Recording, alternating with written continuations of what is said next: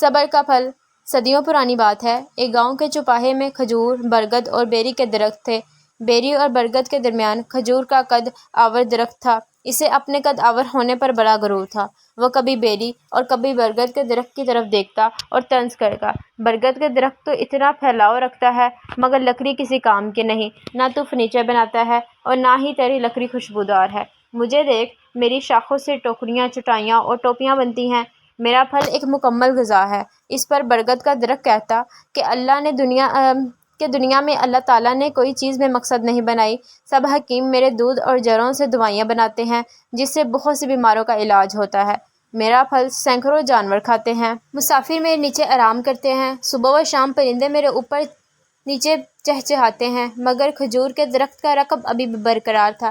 اسے بیری کا چھوٹا قد ناگوار گزرتا، اسے ڈرپوک اور بزدل قرار دیتا، ہر وقت جھکے رہنے کا طعنہ دیتا۔ بیری کا درخت کہتا، مجھ پر اتنا پھل آتا ہے جس پر میں جھک کر اللہ کا شکر ادا کرتا ہوں۔ میرے پھلوں سے شہد کی مکھیاں رقص چوس کر شہد بناتی ہیں جو غذا بھی ہے اور شفا بھی۔ کھجور کے پودے نے شکوہ کیا، کبھی انسان نے مجھے پانی دیا ہے کیونکہ مجھ سے لالچ نہیں۔ بیری کے درخت نے کہا، بھائی تمہاری جڑیں مضبوط ہیں، پانی کا ذخیرہ کر لیتی ہیں، ویسے بچے لالچ میں مجھے پانی دیتے ہیں کیونکہ مجھ سے بیر توڑ کر کھاتے ہیں، جبکہ تمہارا پھل ان کی پہنچ سے بہت دور ہے۔ ہمیں انسان کی خدمت کے لیے پیدا کیا گیا ہے، یہ نیکی کا کون سا دور ہے؟ تم اور برگد کے درخت ویسے ہی بزدل ہو۔ مجھے دیکھو نہ کسی کو سایہ دیتا ہوں اور نہ ہی لکڑی۔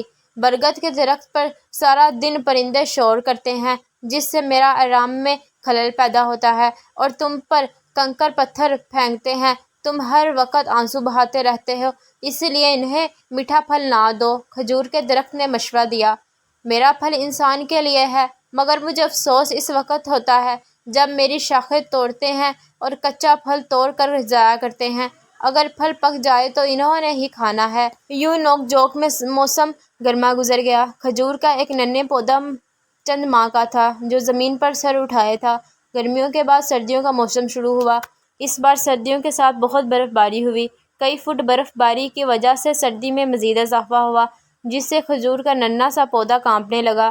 اب کھجور کے پودے کو احساس ہوا کہ وہ قد آوز ہے اور اپنی مختصر شاخوں سے اس پر سایہ نہیں کر سکتا۔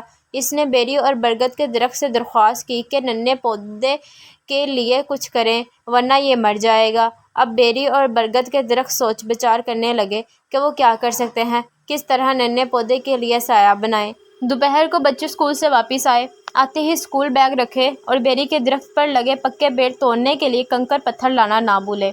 بیری کا درخت صبر کر رہا تھا۔ اس کے ذہن میں ایک ترکیب آئی۔ اس نے بچوں سے کہا، میرے بائیں شاخ پر میٹھے اور زیادہ بیر ہیں، تم سب مجھ پر چڑھ کر توڑ لو۔ بچے اجازت ملنے پر بہت خوش ہوئے۔ وہ فوراً درخت پر چڑھ گئے اور بیر درخت سے توڑنے لگے، جس سے شاخ ٹوٹ گئی اور سیدھا برگد کے درخت پر جا پڑی جس کے نیچے کھجور کا ننھا پودا تھا۔ بچے ڈر کر نیچے اترے اور گھر کو بھاگ گئے۔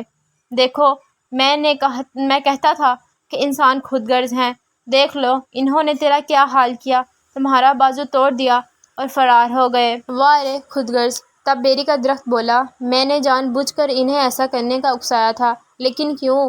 کھجور کے درخت نے پوچھا، کون خود کو زخمی کرواتا ہے؟ تب بیری کے درخت نے جواب دیا، وہ اس لیے میرے درخت کیونکہ میری ٹوٹی شاخ برگد کے درخت پر ہے جس سے ننھا پودے پر سایہ بن گیا ہے۔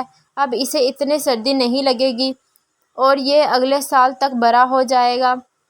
اور میرے درخت تم کتنے عظیم ہو، تم نے قربانی دے کر میرے بیٹے کی جان بچا لی، واقعی تمہارا جھکنا رہنا خدا کا شکر ادا کرنا ہے۔ کھجور کے درخت نے کہا۔ یوں سردیوں کا موسم گزر گیا۔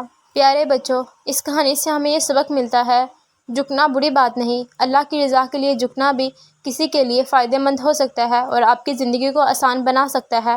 آپ کو میری ویڈیو اچھی لگی ہے تو لائک، کمنٹ اور سبسکرائب کرنا مت بھولیے گا۔ اللہ حافظ۔